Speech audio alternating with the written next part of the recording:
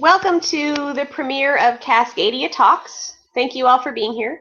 This is the first in the Cascadia Now webinar series highlighting the distinct regional and cultural identity of the Cascadia bioregion.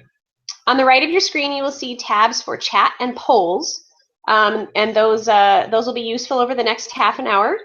Today's Q&A will begin after the presentation, but please type any questions or comments you have in chat at any time. There will be a few polls today that will pop up at the bottom of chat, but if you think you missed one, check out the polls tab at any time. As we go along here, switching screens from presenter to presenter, you may experience a little bit of a delay or a black screen, but don't worry, we haven't abandoned you. We're really looking forward to sharing the presentation with you and having a question and answer with you to connect afterwards. So without further ado, let's get started with Cascadia Talks Towards a Place-Based Movement featuring Brandon Letsinger. Brandon's the founder and director of CascadiaNow.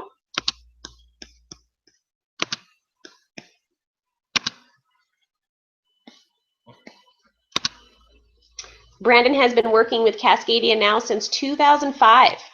Performing day-to-day operations, working closely with the board of directors, outreaching with awesome people, and building relationships with organizations and individuals throughout the region. It's his goal to build Cascadia as a powerful tool for positive change in the Pacific Northwest. Thank you for being here, Brandon. Welcome. Yeah, thank you for having me, and thank you for everybody out there who's taking their time on this lunch break to join us for this presentation. And I'd like to also start by just saying thank you to Bethany and Andrew who are kind of making this presentation and webinar series happen. It is very much a test, which is kind of why it's a fun first start, and looking forward to giving our first presentation and having a dialogue. We are here to have a conversation as much as we can in this format, and we'll probably start off with a 10-minute presentation on Cascadia and CascadiaNow, and then I would just really love to open it up to hear your thoughts. There will be several polls that kind of happen during the presentation, and Bethany will be helping take care of that. When I'm giving the presentation, I won't actually be able to see any of the questions or the sidebar, and so we'll just have to wait until afterwards. So thank you everybody for being patient and getting to explore this process with us. It should be really nice. This is also kind of interesting. I got to be kind of stuck on Vashon, Washington, where I currently am, and because of the big storm last night. So I'm coming to you from a computer I'm not quite as familiar with, and so we'll just get to explore this process together. But thank you everybody for being here, and I guess with that, we can go ahead and get started.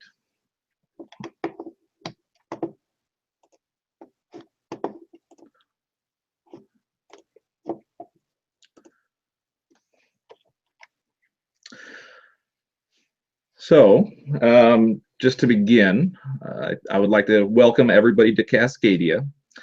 Cascadia is to begin with, a bioregion. It is the place that we live, and another way to think about the Pacific Northwest. It stretches from Mount St. Elias in southeast Alaska down to Cape Mendocino in Northern California, and all the way out to the Continental Divide and Yellowstone. It is a bioregion, and that is short for biocultural region, which kind of uses the watersheds to help give different definition to the boundaries. The Cascadia bioregion is defined through the watersheds of the Fraser and Columbia rivers, and from their start to where they end, and all the watersheds and river valleys in between is how we kind of think of Cascadia. As well as ecological regions, it is also cultural in nature. And it does incorporate and include Southeast Alaska, British Columbia, Washington, Oregon, Northern California, Idaho, and parts of Western Montana.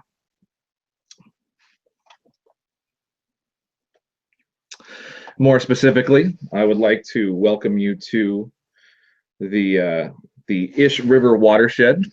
This is my home on the Salish Sea, and home for many people.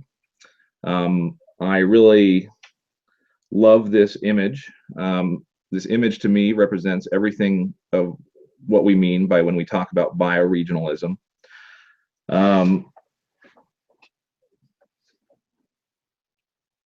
This picture was taken by an astronaut on the International Space Station. I really love it because despite political boundaries and international boundaries, this shows how watersheds really kind of come together and are the basis for a lot of our kind of interconnected and interdependent region. If Vancouver is polluting into their waterways, it affects us down in Seattle and those over in Victoria, and vice versa, that if we're polluting into the waterways in Seattle, it's affecting people in Vancouver.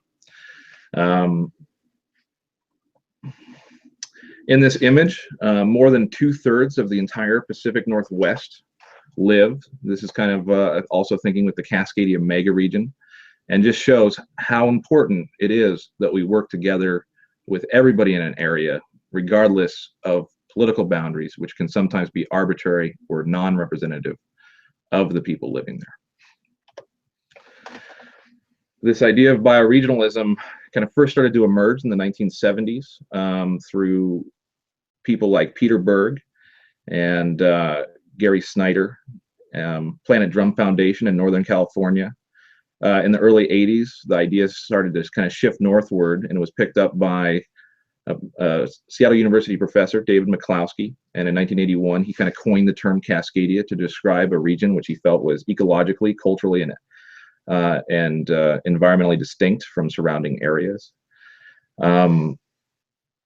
Through this idea of bioregionalism,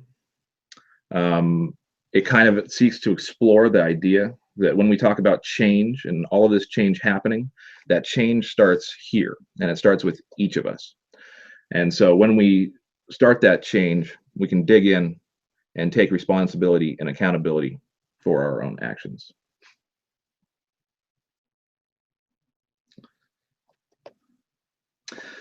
For those of you not familiar with it, this is the Cascadia Doug flag. The Cascadia Doug flag is representative of our region and a symbol which is nothing more than a representation of our landscape, which I really love.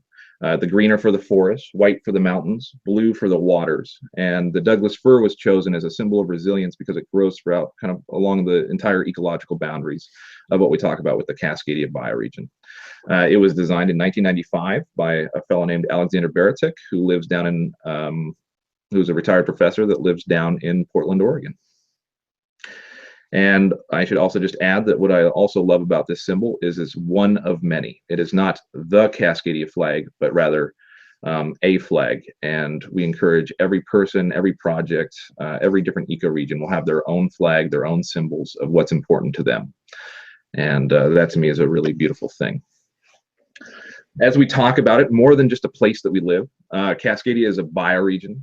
It is a positive and inclusive social movement that seeks to empower every person to be active and engaged about issues they care about. It is a regional identity and culture that's currently kind of emerging throughout the Pacific Northwest and rooted in a love of this place that we live. And finally, it's a shared vision. It's a shared vision that we can all be working towards a positive goal around common principles and shared values. And so it's something that we can be active around in our communities on a day-by-day basis.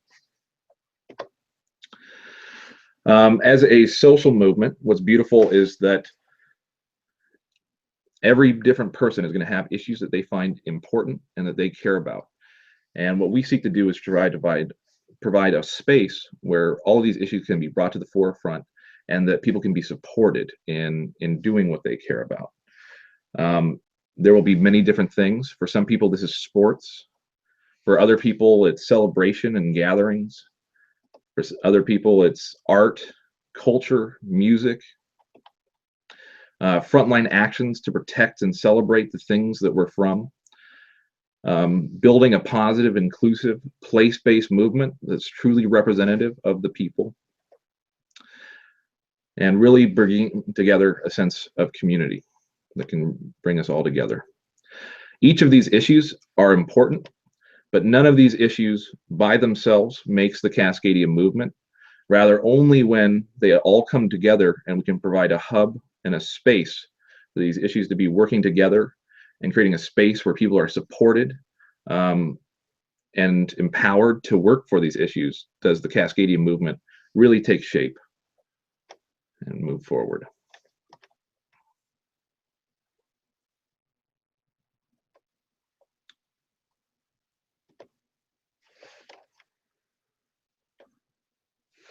More than a movement, Cascadia is an emerging culture and a regional identity.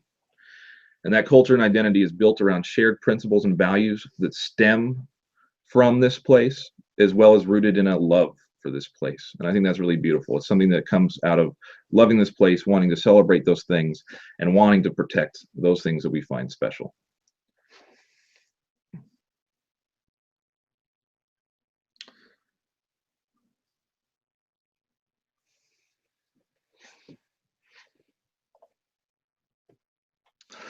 CascadiaNow is a 501c3 nonprofit, and we've been around for about 10 years. And it's really our goal to support this amazing social movement, this emerging culture, and really help encourage people to get active, to build towards that vision for a bioregion which is resilient and autonomous. We are a fiscal sponsorship organization, which means we umbrella a wide variety of groups and projects. We work with people all throughout the Northwest, hundreds and hundreds, and are really trying to encourage a network of people who are active and engaged, as well as chapters for people who can be raising awareness of Cascadia and getting active about the issues and things that they care about. What Cascadia then really, what we want to be building is a framework for change. And we want to use Cascadia as a tool to break global issues down to a local level, to connect people in with the change makers who are out in their communities on a daily basis, making that change happen, and really work within the largest sense of scale where these connections can make sense. When it's sunny outside, we'll all be talking about how it's sunny. If there's a fire in Eastern Washington, Eastern Oregon, Eastern British Columbia, that's an issue that affects us all. And so that's something that we can really, that brings us together, and it's a shared narrative and a shared story that we kind of get to be creating together. So with all of that together, Cascadia becomes something that we can be proud of. A home for communities, a platform for support, and a foundation for movements. More important than anything or anything out of this presentation is that Cascadia is home. And so it's what we do to love our home and protect our home that really counts. So lastly, you are the Cascadia movement, and I encourage every single person out there to think about one thing that they would like to see in an ideal society, and one thing that we can be doing right now to make that happen in their own personal lives. You can hook in CascadiaNow.org. We have some lovely people here in this chat room right now. Bethany, who's our host, is our communications manager. Andrew's our outreach manager.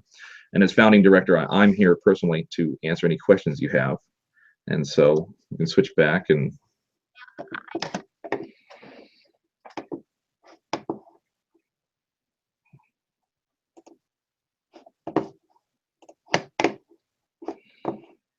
and I hope that worked for everybody.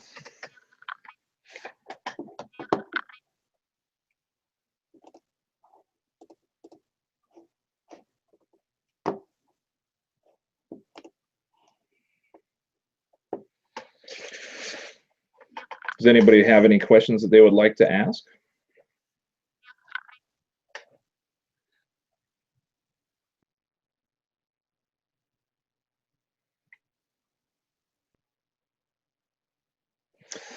And if not, I think I'll go ahead and hand this back to Bethany, but I'll still be right here. Thank you, Brandon. If please throw in any questions anytime. Remember that connecting with the bioregion is a huge part of the CascadiaNow mission to cultivate a resilient and inclusive Pacific Northwest community. So your questions and comments are welcome anytime. You can connect with us by email or on your favorite social media channel. If you go to our website, CascadiaNow.org, there's all kinds of ways to reach out there.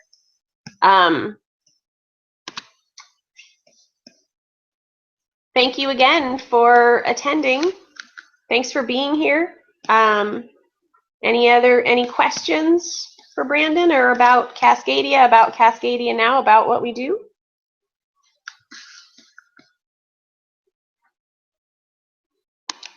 All right, so this is the first in our webinar series, so we really hope that you'll be joining us again.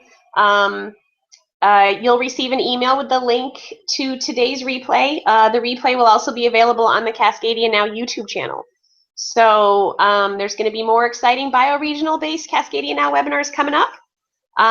Make sure you're following us, following the Cascadia Talks hashtag to learn more. I hope you all have a great afternoon. Thanks so much for coming.